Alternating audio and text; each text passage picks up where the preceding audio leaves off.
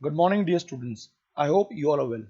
आज बेटा हम डिस्कस करेंगे अपना एक्सरसाइज ऑन डोमेस्टिक टेरिटरी या इकोनॉमिक टेरिटरी। क्लियर है जी? देखते हैं क्या करता है।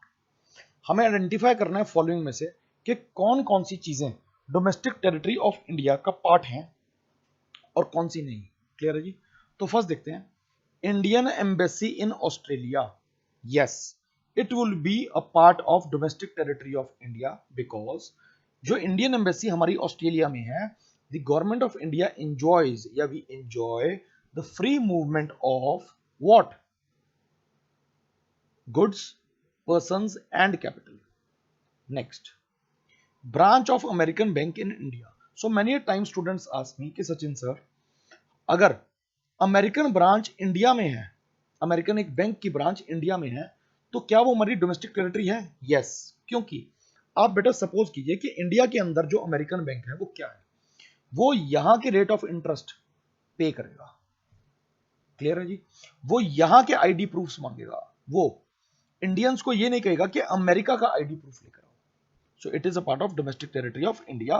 वी हैव फ्री चॉइस और freedom of movement of what, goods, persons and capital.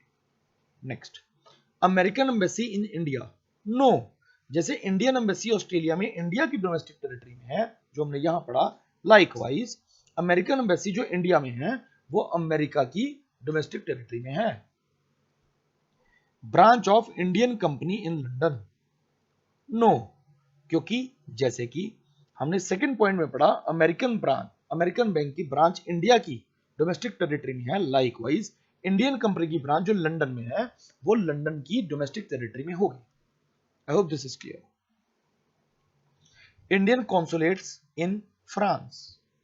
Yes, ये कॉन्सुलेट्स वाला पॉइंट हमने पिछली बार यहां स्टडी किया था कि embassies, consulates and military establishments ये सब उसी कंट्री की डोमेस्टिक टेरिटरी में होंगी जिसको वो बिलोंग करती है।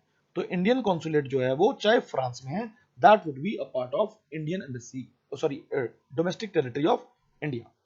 Branch of SBI in France. देखिए हमने पढ़ा कि इंडियन कंपनी की ब्रांच लंदन में डोमेस्टिक टेरिटरी ऑफ इंडिया में नहीं है, लाइकवाइज एसबीआई का ब्रांच फ्रांस में इंडिया की डोमेस्टिक टेरिटरी में नहीं है। ब्रांच ऑफ अमेरिका या अमेरिकन बैंक इंडिया की डोमेस्टिक टेरिटरी में है जब वो इंडिया में है, तो लाइकवाइज अगर एसबीआई फ्रांस में है तो वो फ्रांस की डोमेस्टिक टेरिटरी है। Indian military forces sent to maintain peace in Syria. तो यस, वो किसका पार्ट है? इंडियन डोमेस्टिक टेरिटरी का। अब लास्ट हम एक और डिस्कस करते हैं, माइक्रोसॉफ्ट ऑफिस इन इंडिया। तो माइक्रोसॉफ्ट यूएस कंपनी है लेकिन उसकी एक ब्रांच इंडिया में है, तो वो इंडिया की डोमेस्टिक टेरिटरी में है। So dear students, I hope this is clear to you. Thank you and have a nice day.